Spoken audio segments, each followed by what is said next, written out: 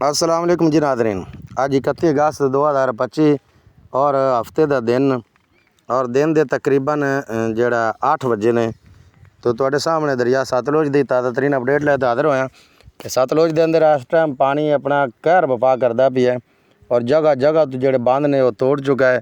कई इलाके जेरे आब ने। जी जगह तो मैं खड़ा नसीरपुर माटन सामने जोड़े फार्म ने उत्थे मैं खड़ा, ये बंद टुट गया है। तो चलना है इस तो अगे जी इसकी कंडीशन है उसकी सूरत हाल वेखने हैं कि इस तो अगे की सूरत हाल है, पानी कितना टुटा है, अगर बच सकता या नहीं बच सकता। तो चलना है इस तो अगे जी। आ जी नसीरपुर माटन का आखिरी दिफा, आखिरी मोर्चा जड़ा आखिरी बन आया पानी रोकने वाला। आ पानी टुट गया उतों, आ तुहाडे सामने आ खुला खड़ा है। ये नहीं बजा इत्थे, उन्हें बड़ा डूंगा चुरड़ मार दिता है पानी ने।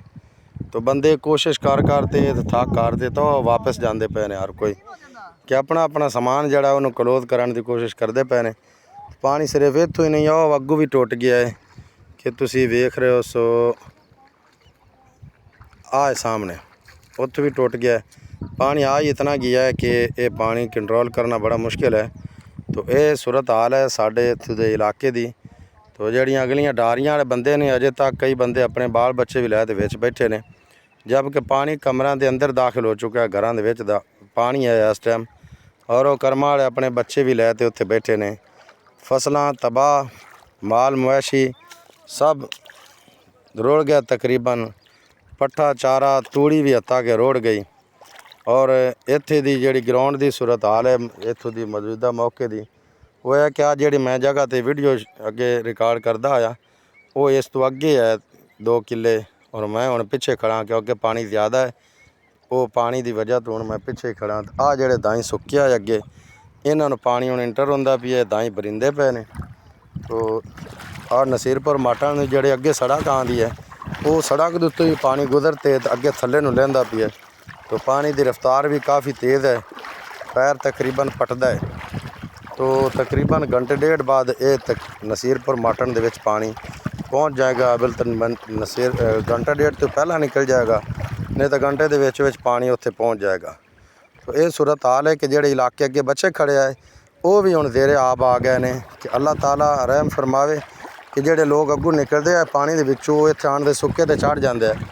हुण उन्होंने मजीद पानी का सफ़र जोड़ा उन्होंने लंबा हो गया है कि वो तकरीबन जितना सफ़र अगे पानी चकारते आंदा है उसनों ज़्यादा हुण अगे करना पवेगा। तो पता नहीं ये पानी किस हद तक जाते रुकता है, कित्थे पानी जाते कंट्रोल होंदा है या नहीं होंदा, या ये कितना का नुकसान करता है। वल्लाहु आलम भी सवाब का अल्लाह ताला दी ज़ात ही बेहतर जानता है कि पानी अगे नूं सफ़र इसदा जारी है। जी आ सूरत हाल है जी नसीरपुर माटन वाला जोड़ा बन है, पिछू टुटा है पानी। आ हुण नसीरपुर माटन के अगले पासों जी सड़क आई उच्ची, उनके उत्ते पानी थल्ले डिगदा पिया, जमीन जोड़ा जाता पिया।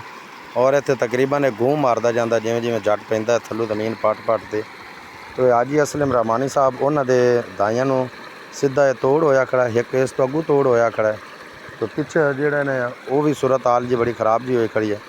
पानी अजे मजीद चढ़ाई है। अजे गौरमेंट जिहड़ा डाटा शो करती पई है वो हैड सुलेमान की 1,54,000 कुछ क्यूसक पानी जिहड़ा शो करते पे ने, जबकि पानी की अगर सूरत हाल वेखिए तो पानी जिहड़ा वो अवाम उन्नास भी रहे है कि पानी 2 लाख तो प्लस है।